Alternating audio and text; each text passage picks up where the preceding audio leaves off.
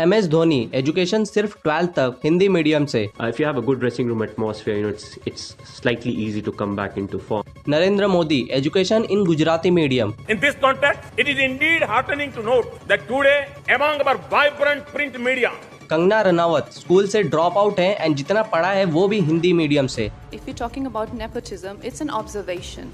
I, as an individual, my prerogative is to leave my footprints behind for the ones who'll follow me. Rajkumar Rao Hindi background में बड़े हुए। I saw a lot of rejection initially, like people would comment that, no, we want someone who is more muscular and why don't you try for this like a... और ऐसे बहुत से आपके favourite celebrities and public figures हैं जो ज्यादा पढ़े लिखे नहीं है या तो इंग्लिश मीडियम से नहीं है, बट उनकी इंग्लिश देखकर कोई नहीं बोल सकता कि ये एजुकेटेड नहीं है, क्योंकि इंग्लिश बोलने के लिए वेल एजुकेटेड होना जरूरी नहीं है, बट इंग्लिश बोलने वाला जरूर एजुकेटेड लगता है। आप अपनी बातचीत में सिर्फ कुछ इंग्लिश के वर्ड्स का यूज करोगे तो तुरंत आपको लोग एजुकेटेड समझेंगे एंड आपको रिस्पेक्ट मिलेगी। खैर, सोसाइटी में रिस्पेक्ट मिलने के अलावा भी आपका इंग्लिश लैंग्वेज सीखना बहुत इंपॉर्टेंट बन चुका है, क्योंकि इतने फास्ट बढ़ते हुए एआई को अच्छे से यूज कर पाने के लिए इंग्लिश इंपॉर्टेंट है। अलग अलग फील्ड्स की नॉलेज लेने के लिए इंग्लिश इंपॉर्टेंट है और अच्छी इंग्लिश आना आपके करियर में आपको इनडायरेक्टली हेवीली सपोर्ट करेगा, क्योंकि इंटरव्यूज, कॉर्पोरेट और आपके रिस्पेक्टिव करियर्स में भी आप देखोगे कि यहाँ पर तो ज्यादातर इंग्लिश ही चलती है। एंड इसलिए दोस्तों, अगर आप मेरे साथ एंड तक इस वीडियो में बने रहते हो तो मैं आपको वो परफेक्ट रोड मैप दे दूंगा जिससे आप फ्लुएंट इंग्लिश समझ पाओगे, लिख पाओगे, सुन पाओगे एंड ऑफ कोर्स बोल पाओगे, चाहे आपको अब तक इंग्लिश की ABCD भी नहीं आती हो। ऐसा कहा जाता है कि 3000 इंग्लिश वर्ड्स लगते हैं इंग्लिश बोलने के लिए, जो कि साल में डेली 8-10 वर्ड्स याद करके पॉसिबल है, बट आप फिर भी इंग्लिश नहीं सीख पाओगे। ऐसा भी नहीं है कि आप ग्रामर A to Z सीख जाते हो तब इंग्लिश आ जाएगी, बल्कि आप इंग्लिश में एक्सपर्ट तभी बन पाओगे जब आप इंग्लिश को एक सब्जेक्ट की तरह ना समझ के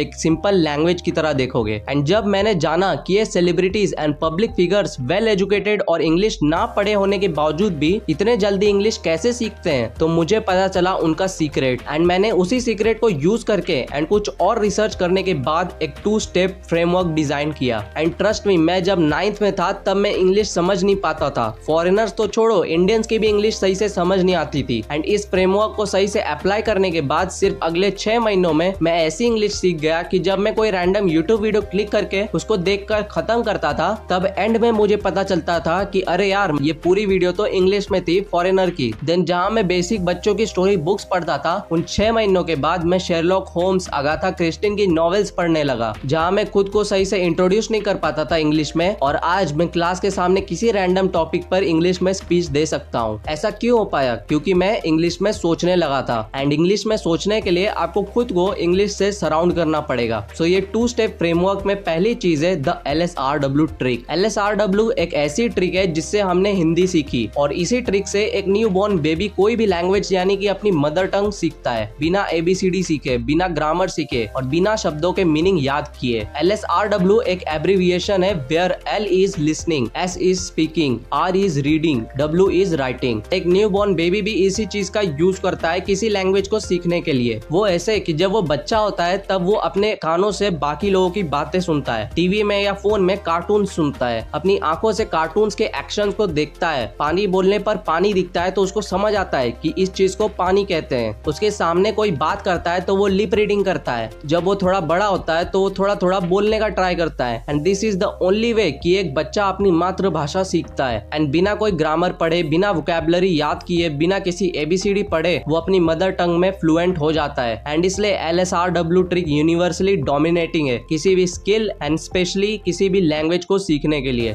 सो बेसिकली आपको L लिसनिंग मतलब इंग्लिश सुनना है, S स्पीकिंग मतलब इंग्लिश में बोलना है, R रीडिंग मतलब इंग्लिश पढ़ना है और W राइटिंग मतलब इंग्लिश लिखना है। सो एक एक करके स्पेसिफिकली देखते हैं कि आपको क्या क्या करना है। जितना हो सके आपको उतना इंग्लिश सुनना है। अब इसमें आप डायरेक्टली इंग्लिश मूवीज देखने मत चले जाना, बिकॉज आप अपने लेवल के हिसाब से देखो कि आपको क्या सुनना है। अगर आप एकदम ही बिगिनर हो तो आप कार्टून देखो जो कि इंडियंस है बट इंग्लिश में डब्ड होते हैं विथ और विदाउट सबटाइटल्स, जैसा आपको जमे। देन उससे एक लेवल ऊपर के लिए आप Indian English podcast, English movies with subtitles देख सकते हो। देन उससे एडवांस लेवल के लिए आप फॉरेन एक्सेंट्स वाले podcast, movies, English news and debates देखो विदाउट सबटाइटल्स। एंड ये कार्टून्स, पॉडकास्ट, न्यूज वगैरह तो आपको यूट्यूब पर ही मिल जाएंगे। मेरी बात करूँ तो मैं डेली सिंपल समोसा देखता था, फिर कभी डिस्कवरी चैनल पर मैन वर्सेस वाइल्ड देखता था इंग्लिश में, भले ही मुझे उसमें 70 to 80% कुछ नहीं समझ में आता था। एंड आई रिकमेंड कि सबसे बेस्ट होगा कि आप कोई वेब सीरीज देखना स्टार्ट कर दो इंग्लिश में, पहले सबटाइटल्स के साथ देखो, देन थोड़ा समझ आने लगे तो विदाउट सबटाइटल्स। वेब सीरीज इसलिए बेस्ट होंगे क्योंकि इसमें आप ज्यादा से ज्यादा देखना चाहोगे without breaking your consistency because of the addictive nature of them. दूसरी चीज है स्पीकिंग। ये चारों में सबसे ज्यादा इंपॉर्टेंट है क्योंकि हम बचपन से इंग्लिश सुनते आए हैं, कभी टीचर्स के लेक्चर्स में, कभी मूवीज में, हम इंग्लिश पढ़ते आए हैं और लिखते भी आए हैं बचपन से। बट जस्ट बिकॉज हमें बोलने की हैबिट नहीं है इसलिए हम कॉन्फिडेंटली बोल नहीं पाते, भले ही हमें अच्छी इंग्लिश आती हो। अब बोलने की प्रैक्टिस क्यों नहीं है? क्योंकि वैसा माहौल ही नहीं है कि आपके आजू बाजू वाले या इवन दोस्त भी इंग्लिश बोलते हो। तो इस केस में सबसे बेस्ट है कि आप कहीं नहीं जाकर अपने फोन में चैट जीपीटी से इंग्लिश में कन्वर्सेशन कर सकते हो, क्योंकि वो एआई है इसलिए वो आप पर हंसेगी नहीं और तो और करेक्ट भी करेगी। एंड ये कन्वर्सेशन लिमिटेड टाइम के लिए होती है, तो आप अलग अलग अकाउंट्स लॉग इन करके कई देर तक इंग्लिश में ट्रेन हो सकते हो। तीसरी चीज है रीडिंग। सेम इसमें भी अलग अलग लेवल्स हैं। बेसिक लेवल है बच्चों की स्टोरी बुक्स, उसके एक लेवल ऊपर है कुछ सेल्फ हेल्प बुक्स जैसे कि rich dad poor dad, psychology of money, जिसमें समझने लायक इजी इंग्लिश है। उसके एक लेवल आते हैं न्यूज़पेपर्स एंड उसके एक लेवल ऊपर आती हैं नॉवेल्स वगैरह। तो आपको अपने इंटरेस्ट एंड लेवल्स के हिसाब से देखना है कि आप क्या रीड करोगे। एंड लास्ट और फोर्थ स्टेप है राइटिंग। लिसनिंग एंड रीडिंग से आप इंफॉर्मेशन अंदर लोगे, बट स्पीकिंग एंड राइटिंग से आप इंफॉर्मेशन अप्लाई करोगे और अपनी प्रोग्रेस मेजर कर पाओगे। Writing is the slowest form of expression. आप सुनते समय फास्ट सुनते हो, जैसे जैसे कोई कैरेक्टर बोलता जाता है। पढ़ते समय आप फास्ट रीड कर सकते हो क्योंकि एक पूरा पेज आपके सामने होता है। बोलते टाइम आप 1 सेकंड में कई वर्ड्स बोल सकते हो, बट राइटिंग में ऐसा नहीं है। राइटिंग में आपको एक वर्ड लिखने के लिए 2-3 सेकंड्स लग जाएंगे एंड इसलिए आप धीरे धीरे एक एक वर्ड को अपने माइंड से उस पेज पर उतार पाओगे सोच समझकर। इसलिए राइटिंग में आपके मिस्टेक्स करने के चांसेस कम है एंड इसमें आपके विजन और टच वाले दो सेंसेस एक्टिव होते हैं, जो कि बहुत अच्छा है। सो राइटिंग में कोई लेवल्स नहीं है बट चॉइसेस हैं, जैसे कि आप अपने दिन की जर्नलिंग कर सकते हो। आपने जो भी मूवी देखा, जो भी सीरीज देखा, जो भी बुक, नॉवेल या न्यूज पढ़ा, उसके बारे में लिख सकते हो इंग्लिश में कि उसमें क्या था, लाइक समरी। सो मैं आपको ये नहीं कहूंगा कि आपको डेली इतने मिनट या इतने घंटे लिसनिंग, स्पीकिंग, रीडिंग, राइटिंग करना है, क्योंकि अगर आप किसी टाइम से बंध जाओगे तो आप उसको पढ़ाई की तरह लोगे, जो कि आपको बोरिंग लगेगा। इसलिए कोई टाइम, कोई जगह, कोई मौका सेट मत करो, बल्कि अपने आप को इस LSRW ट्रिक की मदद से खुद को इंग्लिश से सराउंड कर लो, जैसे मैंने कर लिया था एंड इंग्लिश सीखने के लिए ऑब्सेस्ड हो गया था, जो कि मेरे लिए फन बन चुका था। तो LSRW ट्रिक थी first step and second step है ये 3 सबसे इंपॉर्टेंट ग्रामर टॉपिक्स।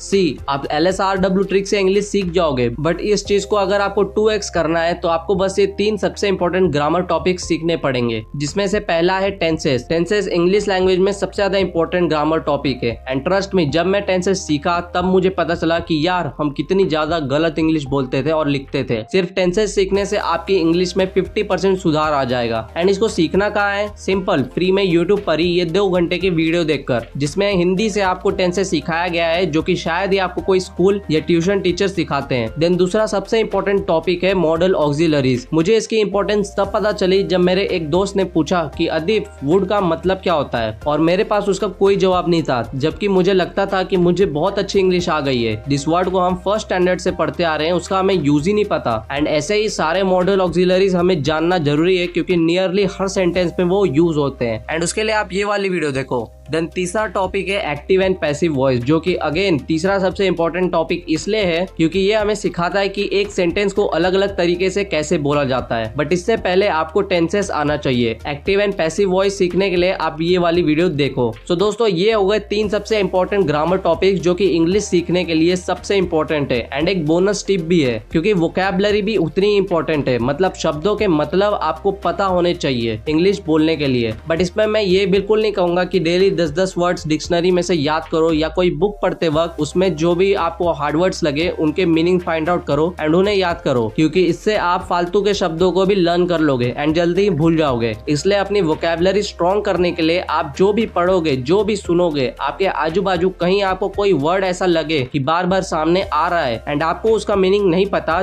तब जाकर आप उसको सर्च करके उसका मीनिंग पता करो एंड उसको याद करने की बजाय उसको बोलते वक्त और लिखते वक्त उसे यूज करना स्टार्ट स्टार्ट कर दो। जैसे ही आप 4-5 बार उसको यूज करोगे तब आपको वो ऑटोमेटिकली याद हो जाएगा। सो दोस्तों, this was all about learning English, the two step framework, जिसमें से पहला LSRW trick celebrities and public figures English सीखने के लिए यूज करते हैं, एंड ये 3 ग्रामर टॉपिक्स आपके लर्निंग प्रोसेस को बूस्ट कर देंगे। And don't forget the vocabulary hack. तो दोस्तों, वीडियो को यहीं पर एंड करते हैं। मैं आदित्य विश्वकर्मा आप सभी से विदा लेता हूं और आप सभी को ऑल द बेस्ट।